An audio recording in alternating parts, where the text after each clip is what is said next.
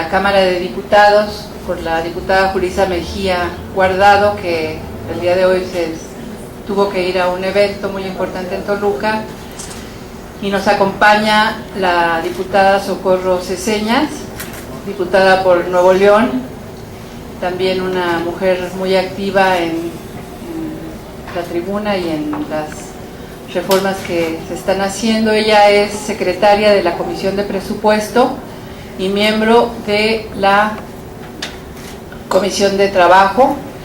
Por cierto que el próximo viernes estaremos aquí conociendo sus puntos de vista acerca de la reforma laboral. Ese es el tema para el próximo viernes, no se lo pierdan, va a estar muy interesante. Estas conferencias se diseñaron en el marco internacional del Día de la Mujer. Quisimos hacer algo que sirva a las mujeres y a los hombres de este país, porque es muy confusa la situación que tenemos en cuanto a lo que está ocurriendo desde el legislativo, pero también en los demás poderes y en muchos aspectos del país. Estamos con un país levantado, con un país con muchos problemas de seguridad, y en fin hemos querido contribuir con este granito de arena para comprender la realidad que estamos viviendo las mujeres y desde luego pues también los hombres. Están en la mesa, le damos la bienvenida en la mesa a la maestra Ana Isabel León Trueba, que va a hacer una exposición acerca de la reforma educativa, al doctor Marco Eduardo Murueta, que está con nosotros. También le damos la bienvenida a la compañera Lucero Márquez, que va a conducir esta mesa y es miembro de la Asociación Nacional de Mujeres, y también le agradecemos su compañía aquí al diputado federal de la legislatura actual, Jorge Moscoso, 55, y queremos dar inicio, no sin antes decir que bueno, todas estas conferencias se han estado grabando, vamos a tratar de difundirlas lo más ampliamente posible porque han estado además muy interesantes. Le damos la palabra a Lucero Márquez, les agradecemos nuevamente su presencia aquí y vamos a empezar los trabajos de la mesa. Buen día a todos, para mí es un honor estar coordinando esta mesa, conferencia magistral que tiene que ver sobre la reforma educativa.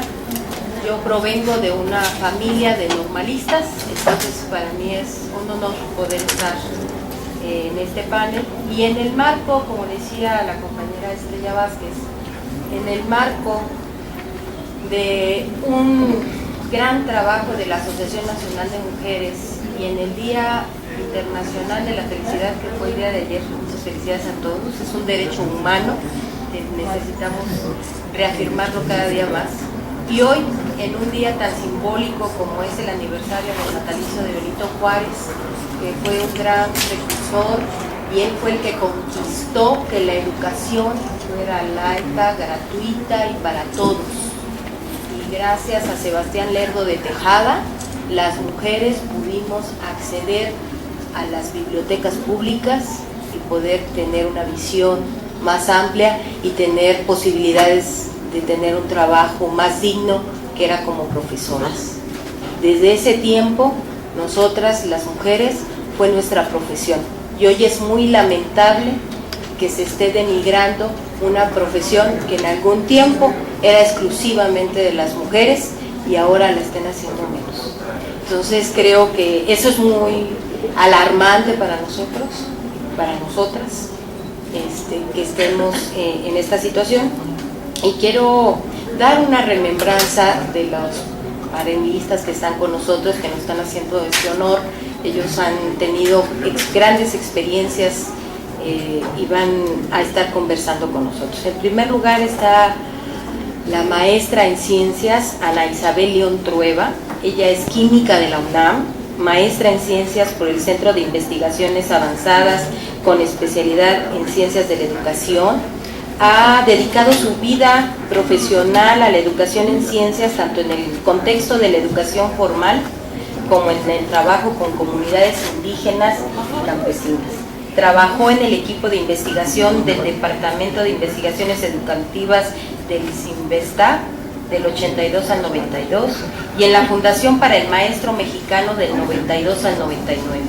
Desarrolló propuestas curriculares de formación de profesores, elaboración de materiales educativos y de investigación en el campo de la enseñanza y el aprendizaje de las ciencias naturales. En el 94 y hasta el 2006 dirigió un proyecto educativo para construir una metodología que vincule los contenidos de los planes de estudios a los problemas que viven las comunidades rurales y actualmente es presidenta fundador del Centro Nacional para la Educación en Ciencias y Matemáticas, asociación civil que se dedica a vincular las escuelas con las comunidades a través de proyectos educativos que parten de los problemas que viven y sus necesidades. Bienvenida. Muchísimas gracias por la invitación a estar con ustedes el día de hoy, a la Asociación Nacional de Mujeres y a la invitación por parte de Julissa y de Socorro. Para mí es, bueno, en el campo de las ciencias he trabajado yo, pero aquí la reflexión va a ser como más amplia. Entonces, bueno, la invitación fue a reflexionar sobre la reforma educativa que ya ha sido aprobada desde el año pasado y que de alguna manera ha tenido toda una polémica y un rechazo muy fuerte por parte del magisterio.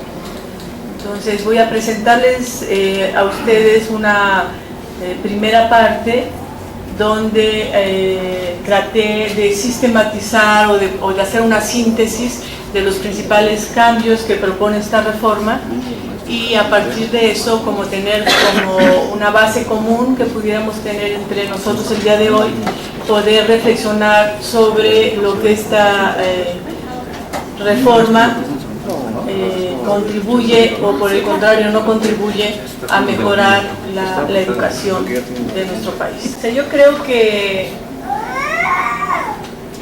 una pregunta que yo me hago siempre es ¿qué está pensando la población, la sociedad en general sobre la educación en nuestro país?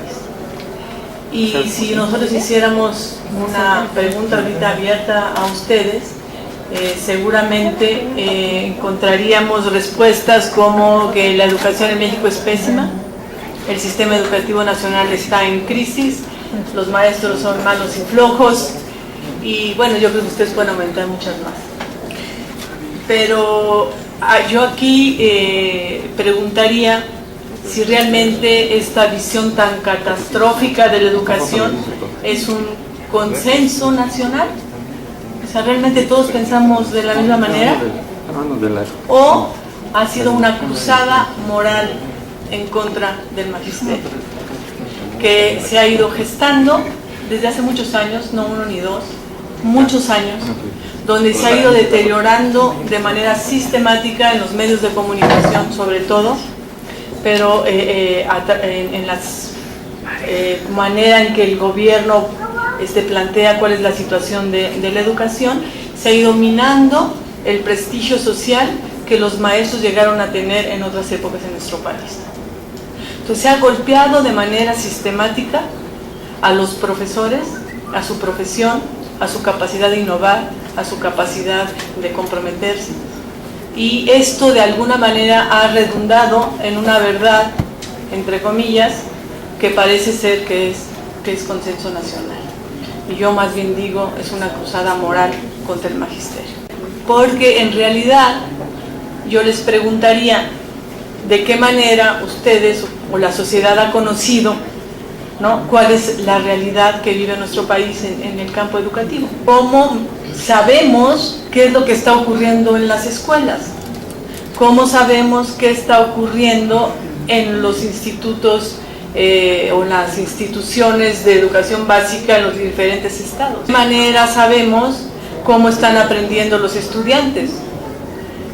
Y lo que yo puedo decirles es que ha sido una mirada externa, una mirada desde la OCDE, una mirada desde metodologías de investigación como es la prueba enlace o como es la prueba PISA, ¿no? Donde diseñadas desde fuera con criterios normativos alejados de una realidad distinta como puede ser la mexicana en relación a la estadounidense, a la canadiense, a la china. Somos sociedades diferentes y sin embargo son pruebas estandarizadas que se aplican a los diferentes países.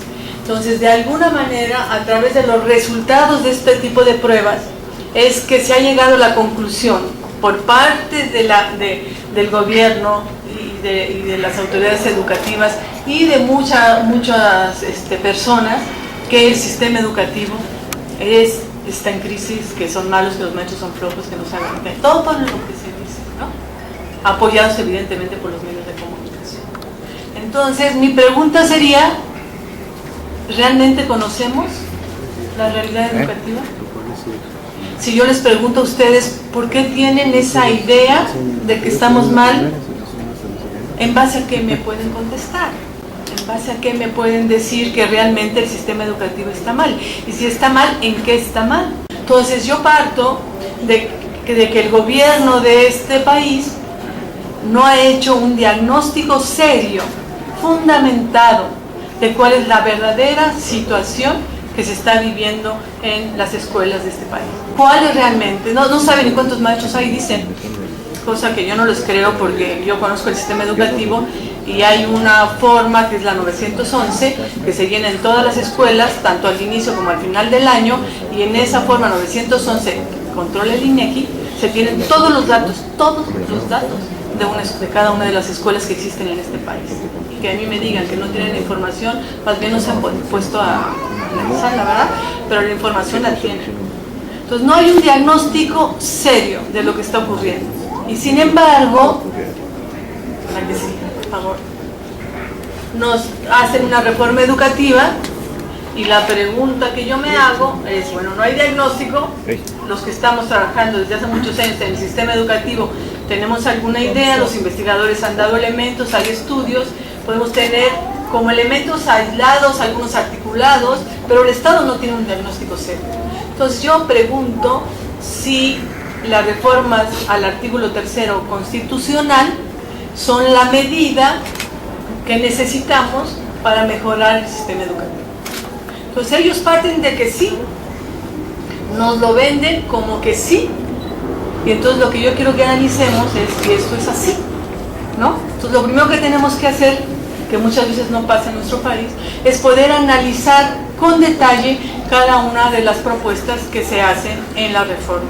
Entonces lo que hice fue, no soy especialista en leyes, soy especialista en educación en ciencia, pero uno se tiene que meter a conocer lo que está ocurriendo en este país, ¿no?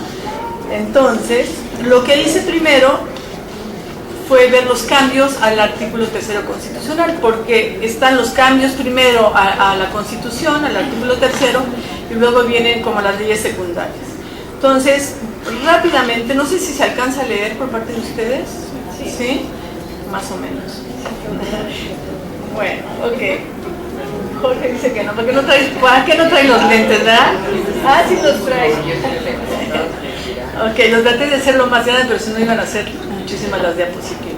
Pero se los leo. Ok, miren, hay cambios en los que de alguna manera creo que puede haber consenso en que deben estar, aunque en lo que podrían haber diferencias y cuestionamientos es ya en cómo esto se va a operar. Como es el caso del primer párrafo al artículo 3, que establece como obligatoria la educación media superior. Creo que nadie nos oponemos a que el gobierno esté obligado a dar educación media superior. El problema es cómo la está implementando y con qué calidad la va a implementar. Pero eso es un asunto que, como no es ahorita el punto de debate más importante, aunque hay que discutirlo, no lo voy a profundizar. Pero está dicho en el primer párrafo, eso es lo que se establece. En el tercer párrafo, este tercer párrafo es muy importante, porque El Estado, que quiere recuperar un poco la pérdida de control, ¿no?, del sistema educativo por todo lo que ya conocemos en relación al sindicato, que tampoco me voy a meter ese asunto, es muy compleja la educación, no me voy a meter ese asunto, voy como limitando lo que sí me voy a meter. Pero aquí en este artículo 3, el Estado se pone como garante, él dice, el Estado garantizará la calidad en la educación obligatoria, de manera que los materiales y métodos educativos, la organización escolar, la infraestructura educativa y la idoneidad de los docentes y los directivos garanticen el máximo logro de aprendizaje de los educandos. Pues aquí yo lo puse en rojo, hay dos cosas, dos ideas que se plantean aquí.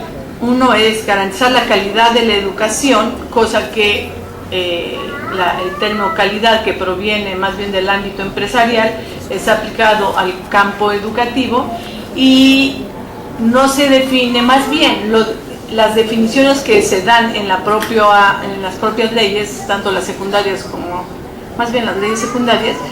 El término de calidad tiene 4 definiciones, de algunas de ellas son contradictorias. Es que el Estado se pone como el garante de esa calidad, ¿no?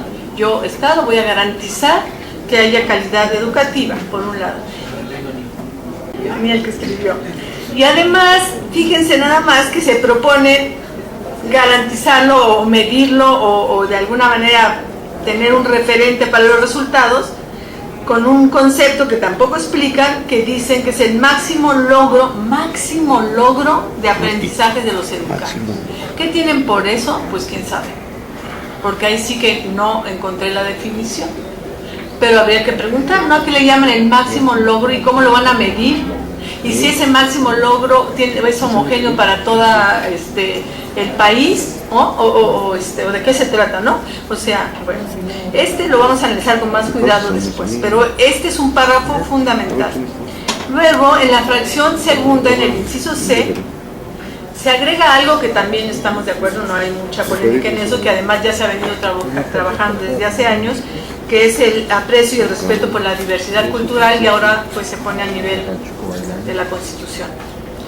Luego, en la fracción D, son 2, en el inciso D, plantea que el criterio que orienta la educación, una de sus características debe ser que será de calidad, tampoco aclara que será de calidad. Y vuelve a repetir, con base en el mejoramiento constante y el máximo logro académico de los educandos. O sea que está muy relacionado con lo anterior. Luego la fracción tercera, en el primer párrafo, y aquí es interesante ver cómo a través de ciertos detalles se va metiendo esta idea que ahora se plantea, que es una participación mucho más activa por parte de los maestros y de los padres de familia. De alguna manera yo todavía no tengo claro si es un poco para compensar toda la reforma y decir, bueno, es que nos interesa que participen los padres y los maestros, o porque hay una intención detrás, en líneas, que tiene que ver con una participación mayor de los padres, pero para hacerse cargo de la parte operativa de las escuelas. Entonces yo creo que una manera de que no sea fuera tan evidente, pues es ir metiendo estos agregados, es para manifestar que hay un interés por parte del Estado de una mayor participación de los padres de familia, no solo en lo operativo, sino en una serie de definiciones fundamentales de la educación, ¿no? En este caso, sobre los planes y programas de estudio que deben ser tomado en cuenta lo que digan los padres, ¿no?, por el Ejecutivo Federal. Y bueno, aquí yo sí quiero señalar que esto debe ser un objetivo realmente, y tendría que tener consecuencias tanto en las leyes secundarias como en los propios programas y políticas educativas. Pero lo que puedo decirles, después de 30 años de trabajo en el sistema educativo y un trabajo en ese sentido, es que los planes y programas de estudio están totalmente alejados. Yo puedo hablar de enseñanza de las ciencias, pero en las demás materias igual, de las necesidades educativas de la sociedad, que además son diversas, son muy diversas, y de los saberes que la propia sociedad tiene y que no son o no forman parte o no son admitidos o quedan expulsados de la escuela. Entonces, a pesar de que hay un discurso de una educación multicultural que acepte la diversidad, que deje que las comunidades puedan estar presentes en la escuela, en realidad he participado yo en diferentes proyectos de desarrollo curricular, tanto a nivel nacional, ¿no? Y puedo decirles que no se toma en cuenta, no sé, y menos en educación en ciencias, o sea, no están presentes. Un ejemplo sencillo, o sea, si yo les pregunto a ustedes, ¿cuántos de ustedes saben qué es una minera a tajo abierto y cuáles son sus efectos ambientales, sociales y económicos? Seguramente algunos saben, pero la mayoría no. ¿Y por qué? Pues porque la escuela no lo enseña. Bueno, enseña lo que es la densidad, enseña la velocidad, calcula la velocidad de cuánto tardas en llegar si vas a 100 kilómetros por hora, y aprende las fórmulas de memoria. O sea, hay un montón de cosas que aprendemos ciencias, pero lo que debemos aprender, que tiene que ver con las necesidades de un ciudadano para comprender y actuar en este mundo, eso no se enseña. Y se enseñaría si hubiera una política educativa preocupada realmente por conocer las necesidades de la población, las necesidades que tienen los campesinos, las necesidades que tienen los trabajadores, las necesidades que tienen las mujeres. Eso no pasa. Los currículums se elaboran por grupos de científicos desde lo más alto del sistema educativo, y las necesidades comunitarias, las necesidades de la sociedad nunca inciden en la reflexión que este grupo tiene para seleccionar los contenidos, y son los contenidos disciplinarios los que estructuran los planes de estudio. Entonces, se han hecho reformas desde que yo tengo memoria y participo desde 82 hasta 2014, casi cada 10 años, excepto de 74 a 90, ¿no? Pero después cada 10 años. Y entonces cada sexenio nos vende una nueva reforma curricular y de contenidos y métodos, dicen que son mejores, se están renovando permanentemente, y la verdad es que no tocan las verdaderas necesidades de nuestro pueblo. Y ese es un problema muy serio. Entonces, ¿se agrega que deben estar los padres de familia y deben opinar? Claro que sí. No solo porque son los padres de las escuelas, la sociedad en su conjunto. Y debe haber una política educativa en ese sentido, y debe haber presupuesto para eso, y debe haber acciones para que la sociedad defina qué currículum quiere y qué currículum necesita. Bueno, esto en relación a la fracción 3 del primer párrafo. La fracción 3, bueno, además fue muy chistoso porque está hablando aquí de la participación de los padres en los planes de estudio, y de repente, punto y seguido creo que es, dice: el ingreso al servicio docente y la promoción a cargos con funciones de dirección o de supervisión en la educación básica y media superior que imparta el Estado se llevarán a cabo mediante concursos de oposición que garanticen la idoneidad de los conocimientos y capacidades que correspondan. La ley reglamentaria fijará los criterios, los términos y condiciones de la evaluación obligatoria para el ingreso, la promoción, el reconocimiento y la permanencia en el servicio profesional, con pleno respeto a los derechos constitucionales de los trabajadores de la educación. Chistoso donde lo ponen.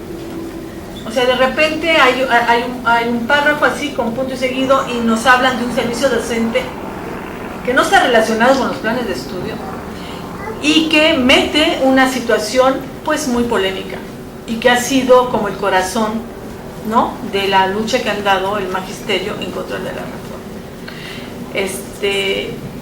Y aquí parecería, porque utilizan como palabras, utilizan el lenguaje y no corresponde a lo que hacen, lo que están diciendo, porque nadie se puede oponer que haya concursos de oposición para otorgar plazas a los mejores maestros para que ingresen al sistema. Pero cuando uno ve ya en la ley secundaria, y luego ya en lo que los lineamientos que hace unos días el Instituto Nacional de Educación, de Evaluación de la Educación, saca para la cuestión del ingreso, uno se da cuenta que ¿cuál concurso de oposición? Yo no sé si aquí hay algunos maestros que trabajen a nivel universitario, que ahí sí hay concursos de oposición. Bueno, por lo menos en mis tiempos. Yo no sé ahora. Pero, bueno, que tiene que ver con un trabajo, primero entre pares, ¿no? O sea, de alguna manera es un comité de los propios profesores universitarios los que hacen todo el proceso para el concurso de oposición, primero. Segundo, ¿no? Hay un currículum que se entrega y cada participante pues es evaluado en todo lo que es una persona, en toda la complejidad que representa un ser humano, ¿no? En términos profesionales, pero no solo, y mucho menos en educación, ¿no? O sea, tiene que haber una evaluación del sujeto como tal. Y además hay entrevista, y además hay una clase donde se ve pues las actitudes, ¿no? Para impartir una clase, los conocimientos que maneja en acción, ¿no? O sea, es un proceso largo, es un proceso largo. Bueno, yo no sé por qué siempre se engañan, ¿no? Y se dice concurso de oposición, no, perdón, es una prueba estandarizada. Son una serie de reactivos que se aplican a los maestros que mandan, que se inscriben, ¿no? Entonces, a partir de un examen, por favor, ¿no? Examen nada más entre comillas, porque son una serie de reactivos homogéneos para todo el mundo. No importa si vas a ser maestro en Oaxaca o si vas a ser maestro en la Ciudad de México. O sea, la prueba es la misma. Okay. Entonces, ¿yo cómo puedo evaluar realmente a una persona que va a trabajar con niños y que yo necesito pues conocer de verdad profundamente para darle una plaza de maestro? Entonces es un engaño poner que es un concurso de oposición. Y hay que denunciar que nos están engañando, ¿no? Bueno, por un lado, pero ese es el problema menos grave, porque bueno, ahí te pueden decir, cambiamos el sistema, ¿no? Pero el problema no es ese. El problema es que están instaurando un servicio docente profesional docente, en donde señalan que el ingreso, la promoción y la permanencia de los maestros en el sistema va a depender de la evaluación. Entonces, resulta que de repente en una ley de educación o en el artículo 3 constitucional, que bueno que va a tratar la diputada la semana que entra, la cuestión laboral, nos meten cuestiones laborales. Y entonces eso debería estar en el 123, ¿no? Porque va a estar en el tercero, ¿no? Y entonces ahí hay una polémica diciendo que lo que realmente se quiere, ¿no? Es el control del magisterio a través de una evaluación y poder destituir a los maestros que les son molestos. No necesariamente a los peores maestros, no necesariamente a los incapaces, sino a aquellos que pueden estar vinculados con las comunidades, porque fíjense, hay maestros en todos los rincones de este país. Los maestros tuvieran más fuerza, más conciencia, pues es un problema para el Estado, ¿no? Entonces hay que controlar, y este servicio docente, en estas circunstancias de nuestro país, es una manera de controlar a los maestros y no de garantizar ninguna mejora a la educación. Entonces, no soy especialista en cuestiones laborales, entonces yo solamente lo menciono, y yo espero que sí pueda haber en un momento dado, porque es fundamental poder discutir esta parte con gente especialista en cuestiones laborales. En la fracción novena es una fracción que se adiciona y está como otra parte del corazón de la reforma, y que es el Sistema Nacional de Evaluación Educativa. Entonces se crea el Sistema Nacional de Evaluación Educativa, coordinado por el Instituto Nacional para la Evaluación de la Educación. El INE ya existía, ¿no? Pero ahora se le da el carácter de organismo autónomo y tiene personalidad y patrimonio propios, como el INEGI, y se le encarga la tarea de la evaluación, ¿no? De esta evaluación que va a ser como la espada que va a permitir cortar cabezas, ¿no? Cuando el Estado lo considera, ¿no? Entonces, ¿qué se establece? ¿Qué atribuciones se le da al instituto? Dice, evaluar la calidad, el desempeño y los resultados del sistema educativo nacional en la educación preescolar, primaria, secundaria y media superior. ¿Qué tiene que hacer? Diseñar y realizar las mediciones. Ojo, ahí está, con rojo le hubiera puesto más grande. Mediciones. O sea, resulta que la evaluación educativa es medir. No podemos reducir un proceso tan complejo como el educativo a tomar medición. Eso está más que cuestionado, pero se sigue en la misma línea, ¿no? Entonces se quiere, ya enlace ya aceptaron, después de todas las críticas que hicimos durante mucho tiempo sobre el examen enlace, hace un año o menos tal vez, ellos aceptan que estuvo mal enlace, pero ¿cuántos años lo aplicaron? ¿No? Pues igual le estamos diciendo, o sea, no puedes evaluar el sistema educativo a través de mediciones objetivas, científicas, no sé, no es posible. Es mucho más complejo. Además tiene que expedir los lineamientos a los que se sujetarán las autoridades educativas federales y locales para llevar a cabo las funciones de evaluación que les corresponde y generar y difundir información y con base en esta emitir directrices que sean relevantes para contribuir a las decisiones tendientes a mejorar la calidad de la educación y su equidad como factor esencial en la búsqueda de la igualdad. Entonces, estas son las modificaciones al artículo 3. Entonces, las leyes secundarias, ¿cuáles son? Bueno, sale un decreto, y 2 leyes, ¿no? El decreto reforma, adiciona y deroga disposiciones de la Ley General de Educación. Y luego está la ley del Instituto Nacional para la Evaluación de la Educación, que crea este Sistema Nacional de Evaluación y le atribuye al Instituto Nacional para la Evaluación Educativa que lo coordine. Y está la Ley General del Servicio Profesional Docente, que yo ubico más como una ley laboral, ¿no?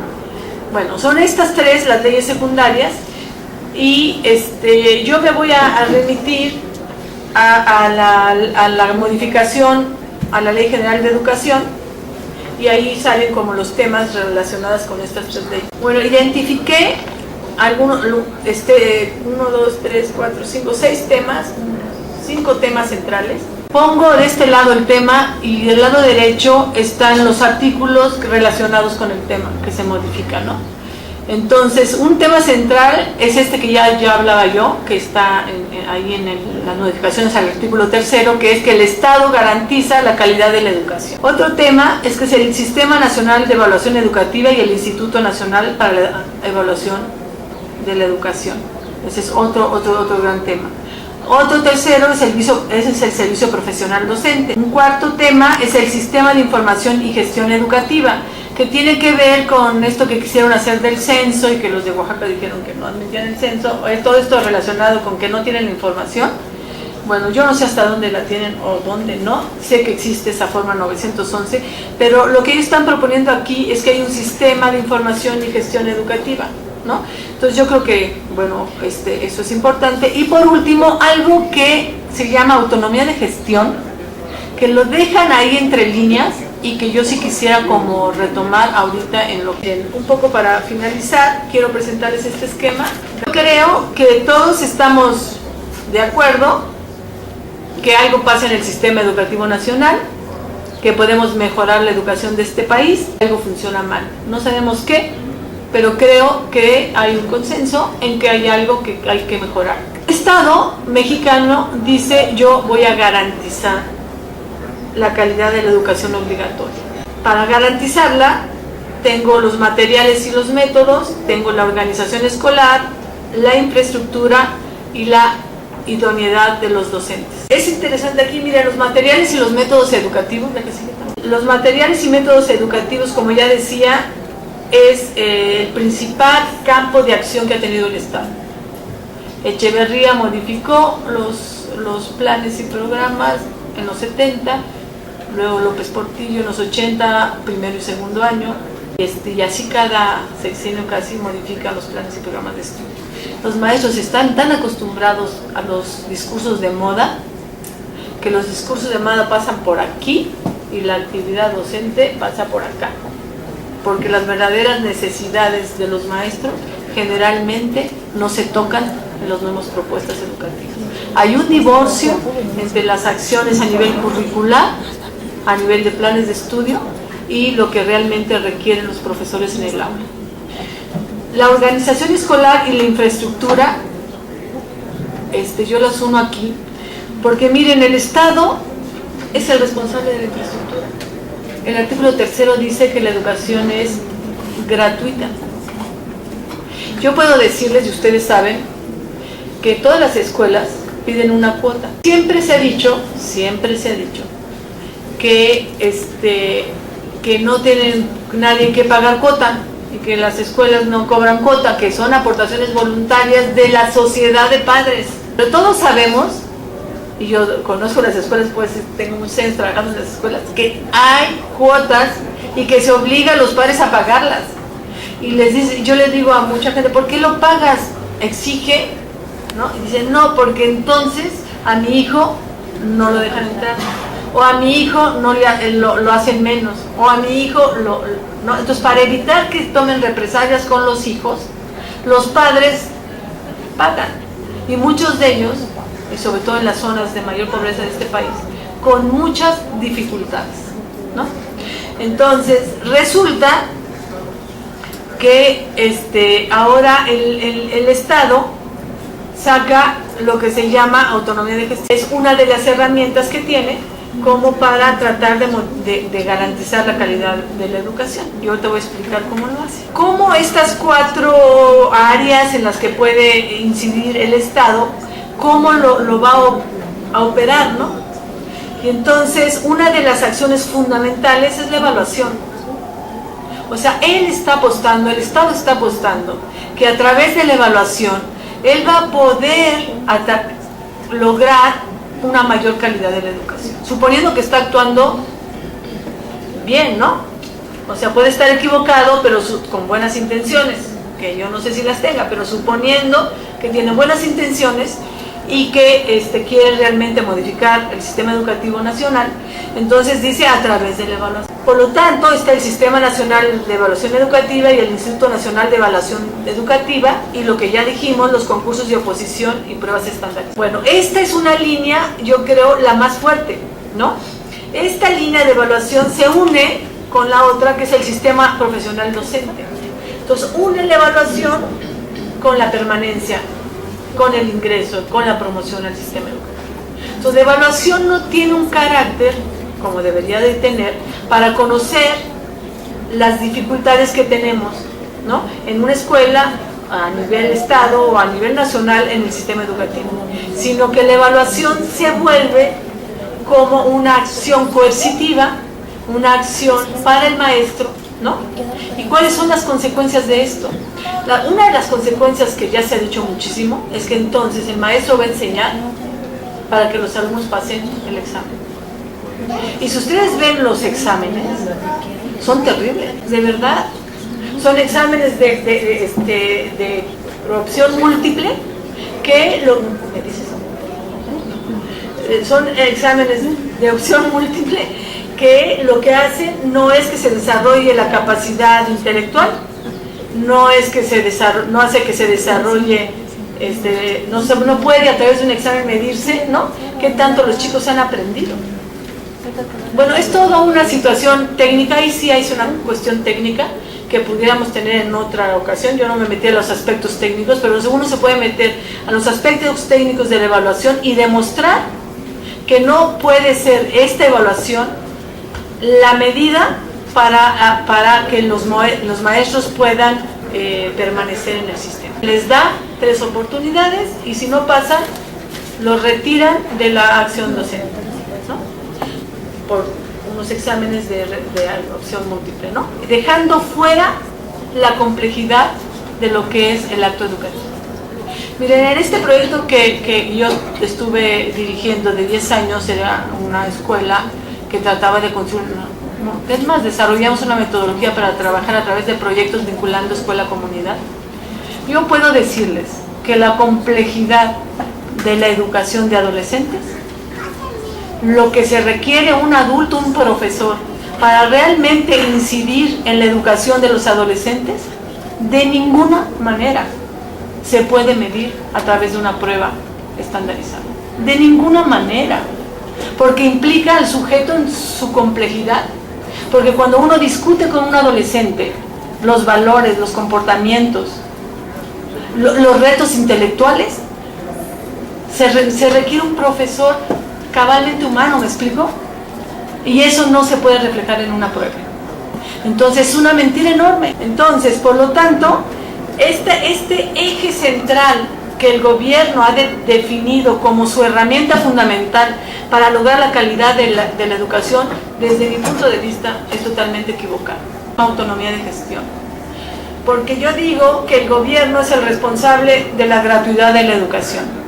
El gobierno es responsable de que en todas las escuelas de este país haya baños adecuados, haya salones adecuados, haya material didáctico, haya biblioteca, haya salones de cómputo, los maestros reciban su salario. Y puedo decirles, porque conozco muchas escuelas, que la precariedad de las escuelas en muchas de las comunidades, principalmente en los estados que más cuestionan y que más bajo nivel de acuerdo a las pruebas estándares tienen, que es Guerrero, Michoacán, Oaxaca, están en condiciones de tristeza. Y yo iba a traer fotos, pero dije, no me va a dar tiempo.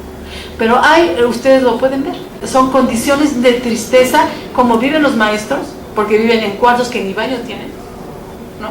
Y cómo están las escuelas. No digamos las escuelas de los migrantes en las zonas de Sinaloa, que producen una gran cantidad de dinero. Los migrantes les pagan míseros salarios y tienen escuelas con techos de lona o de lámina. Entonces el Estado, si hagamos un diagnóstico, digámosle al Estado, hagamos un diagnóstico de la educación y veamos cómo está la infraestructura de la que es responsable el Estado.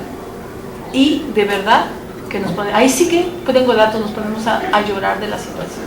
¿Y cuál es la propuesta del Estado? La propuesta del Estado es la autonomía de gestión. Entonces, es cierto que las escuelas deben tener más autonomía, nosotros hemos luchado por eso. Autonomía en términos curriculares, autonomía en términos de organización escolar. Pero ¿saben cuál es la autonomía que está proponiendo el Estado? Autonomía para resolver los problemas operativos que se presenten. ¿Y cuáles son los problemas operativos básicos que se presentan? El mantenimiento de la escuela, el pago de la luz, que haya baño, cosa además les digo que en las comunidades eso hacen los padres. Yo les pregunto si en una escuela de Polanco, oficial, los chicos se quedan a hacer el aseo, o los padres van y hacen el aseo. Bueno, en todas las escuelas rurales de este país, los estudiantes hacen el aseo y los papás van y pintan y hacen el aseo. ¿Por qué? Pues porque han de decir los del gobierno son trabajadores que sigan trabajando. Y no hay financiamiento para para que tengan un funcionamiento adecuado de las escuelas. Entonces resulta ahora que la autonomía de gestión es para que los padres se hagan cargo de lo que el Estado debe hacerse cargo. Y además, no lo puse aquí, pero ya ahorita tendría que buscarlo, lo que hacen en la ley es legalizar las cuotas. Entonces ahora sí hablan de cuotas voluntarias y ahora sí hablan de que los padres van a tener programas junto con los directores para ver los problemas operativos básicos. ¿Qué son estos que les estoy diciendo? En Apuala, yo trabajo en Apuala, en la comunidad mixteca de Apuala. ¿Saben? Les llegó un recibo de luz de 6,000 pesos a los maestros. Y en el IEPO les dijeron que ellos tenían que ver cómo se iba a pagar, porque ya el IEPO no iba a pagar nada. Entonces fueron con su recibo de 6,000 pesos, no lo van a pagar de su salario, ¿verdad? ¿Quién lo va a pagar? Claro que les dijeron, pues nosotros les dijimos que esto iba a pasar, le dijeron a los padres, ¿no?